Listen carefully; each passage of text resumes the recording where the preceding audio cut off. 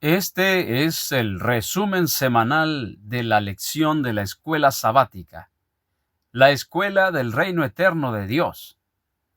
Sean todos bienvenidos. Lección número 4. El conflicto detrás de todos los conflictos. Texto para memorizar. Josué capítulo 10, versículo 14. No ha habido día igual, ni antes ni después, en que el Señor escuchara la voz de un hombre, porque el Señor luchó por Israel. Josué capítulo 10, verso 14. Aunque no hay duda de que el libro de Josué es también un libro de guerra, la intervención de Dios en la conquista de Canaán afecta drásticamente la naturaleza de esta guerra, a la que algunos han llamado Guerra Santa. Sin embargo, para quienes han sido afectados por el suplicio de la guerra, la combinación de guerra y santo puede resultar especialmente preocupante. Por otro lado, para muchos cristianos es aún más desconcertante la caracterización de Dios como un guerrero que no solo ordena a Israel avanzar contra los cananeos y otros pueblos, sino que también lucha por ellos. Esta semana, la lección ha intentado abordar este tema tan delicado y espinoso. Nuestro estudio en este tema tiene dos partes. La primera se relaciona con la cosmovisión con la que interpretamos los datos bíblicos. La segunda parte se enfoca en el lenguaje bíblico, sus aspectos literarios y el contexto histórico. La lección de esta semana se centra en la primera parte del enfoque, el gran conflicto entre el bien y el mal, que comenzó con la rebelión de Lucifer en el cielo. Esto es un aspecto indispensable de la cosmovisión adecuada para tratar este asunto tan complicado. La participación de Dios en las guerras de Josué puede entenderse correctamente solo a la luz de su participación en un conflicto que es más amplio. La comprensión correcta de este gran conflicto impacta todas las doctrinas bíblicas. No es una exageración afirmar que el gran conflicto es la lente adventista más apropiada a través de la cual interpretar este tema y las escrituras en su conjunto. De hecho, la Biblia nos anima a emplear esta lente desde el principio. Cuando hablamos de esta lente, estamos hablando de la creencia en el gran conflicto. Punto número 1. El comandante de los ejércitos del Señor. En el libro de Josué, capítulo 5, versículos 13 al 15, aparece un varón con una espada en su mano y vemos a Josué delante de él teniendo temor, un temor reverente, haciendo una pregunta: ¿eres de los nuestros o de nuestros enemigos?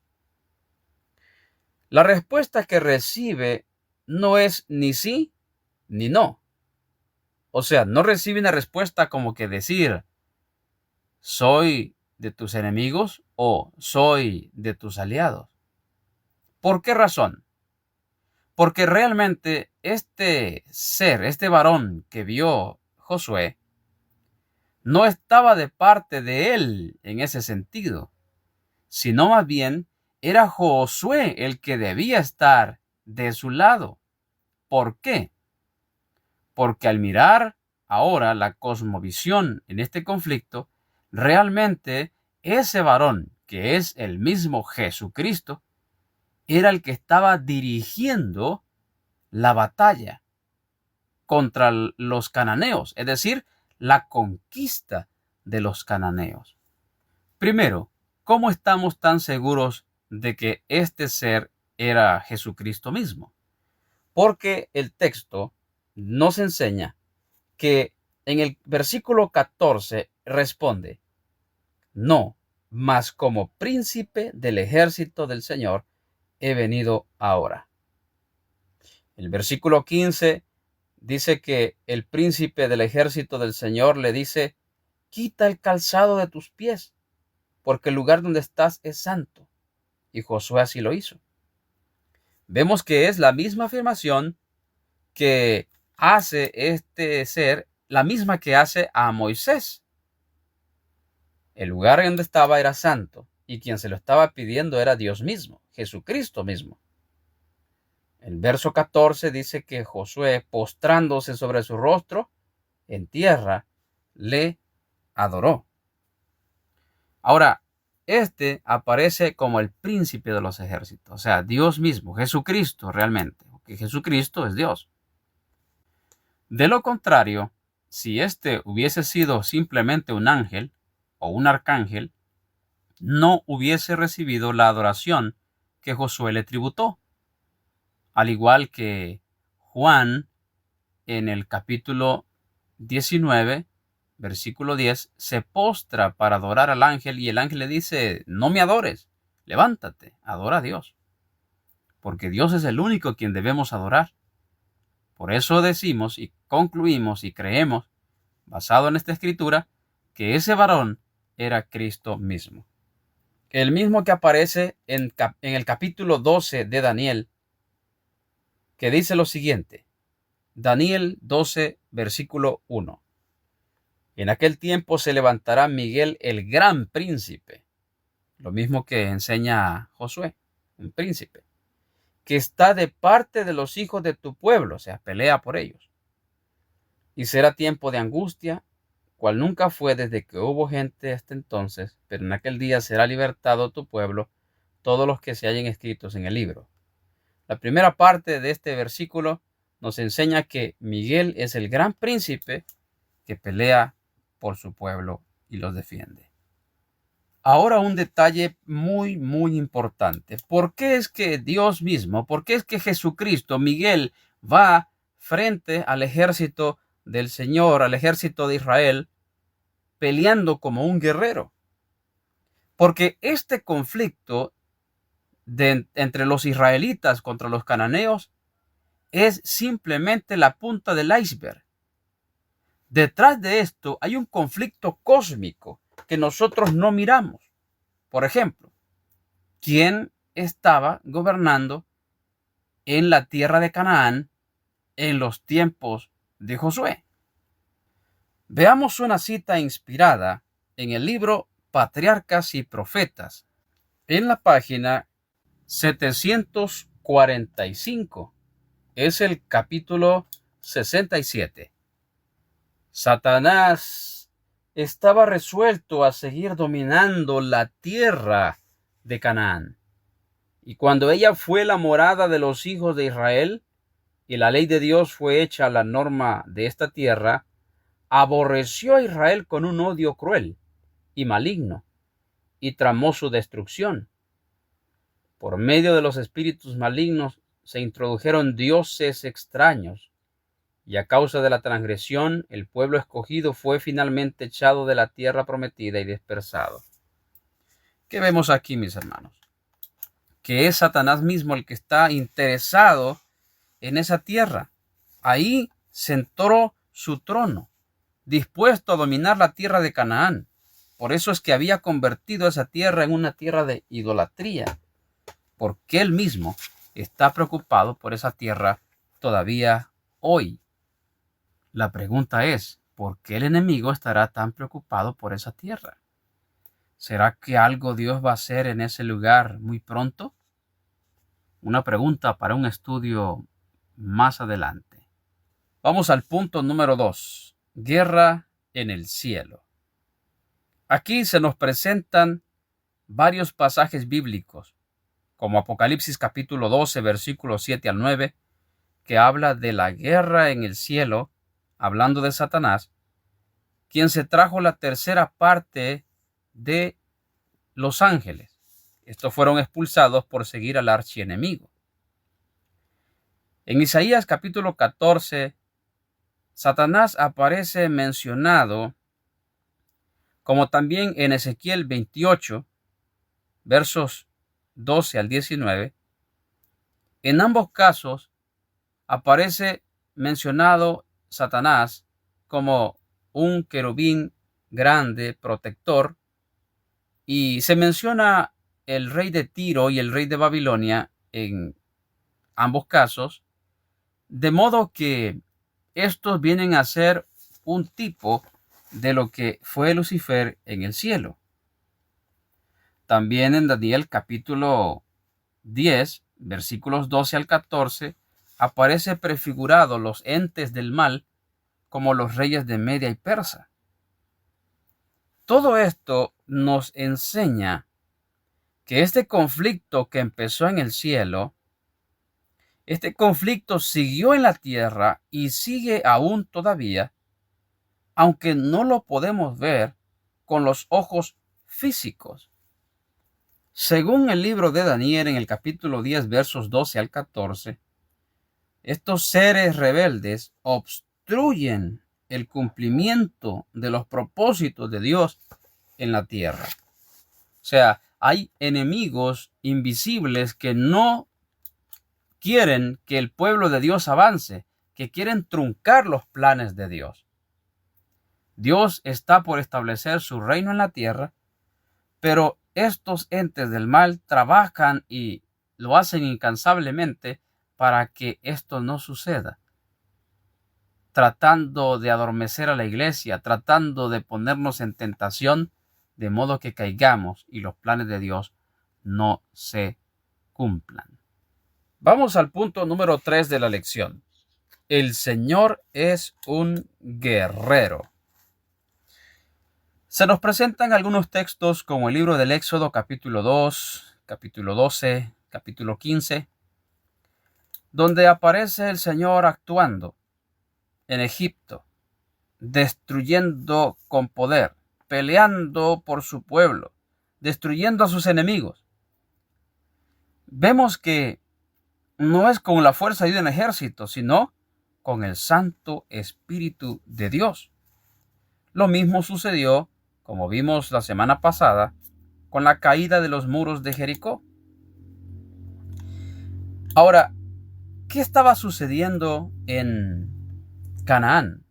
Según el capítulo 67 de Patriarcas y Profetas, muestra que eran demonios los que dominaban toda la tierra de Canaán. Por lo tanto, ahora lo que se está presentando acá en la tierra de Canaán es el hecho de mostrar quién realmente es Dios, el Dios verdadero, el único que existe.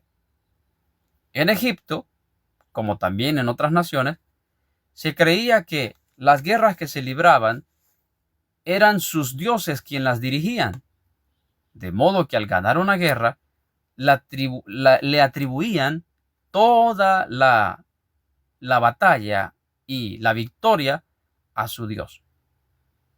Al presentarse Dios como un poderoso guerrero, está vindicando su nombre, mostrando que es el único que existe. Pero la destrucción total de los cananeos debe ser comprendida a partir de toda la cosmovisión bíblica, en la que Dios se encuentra en un conflicto cósmico con los representantes del mal en el universo.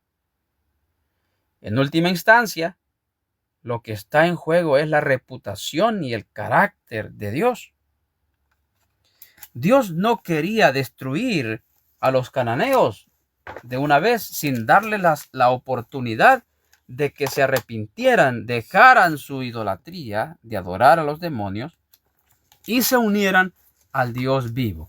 Así lo dice el libro Profetas y Reyes en su página número 13. Es la introducción del libro, La Viña del Señor. Página 13 dice: los hijos de Israel debían ocupar todo el territorio que Dios les había señalado. Las naciones que habían rehusado adorar y servir al Dios verdadero debían ser despojadas. Pero Dios quería que, mediante la revelación de su carácter por Israel, los hombres fuesen atraídos a él. La invitación del Evangelio debía ser dada a todo el mundo. Por la enseñanza del sistema de sacrificios, Cristo debía ser ensalzado ante las naciones y habrían de vivir todos los que mirasen a él. Se unirían con su pueblo escogido todos los que, como Rahab la cananea y Ruth la moabita, se apartaran de la idolatría para adorar al Dios verdadero. A medida que aumentase el número de los israelitas, debían ensanchar sus términos hasta que su reino abarcase el mundo entero. Punto número 4. El Señor luchará por ustedes.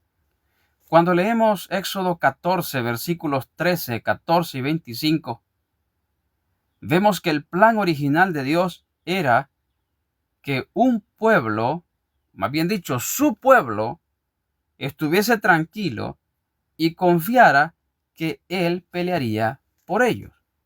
Pero ¿qué sucedió?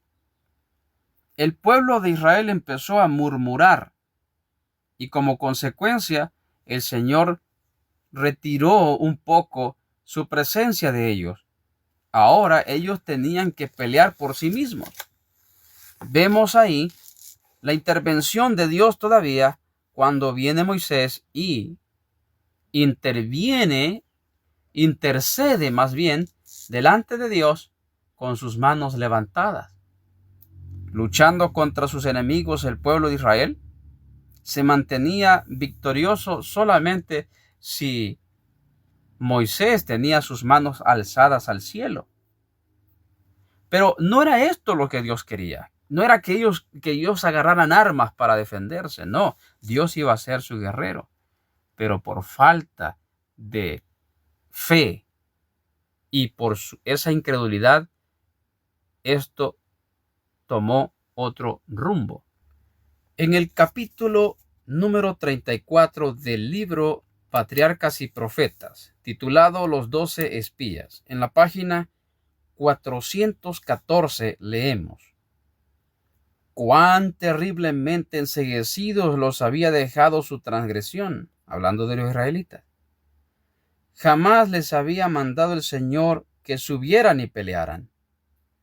No quería él que obtuvieran posesión de la tierra por la guerra, sino mediante la obediencia estricta a sus mandamientos.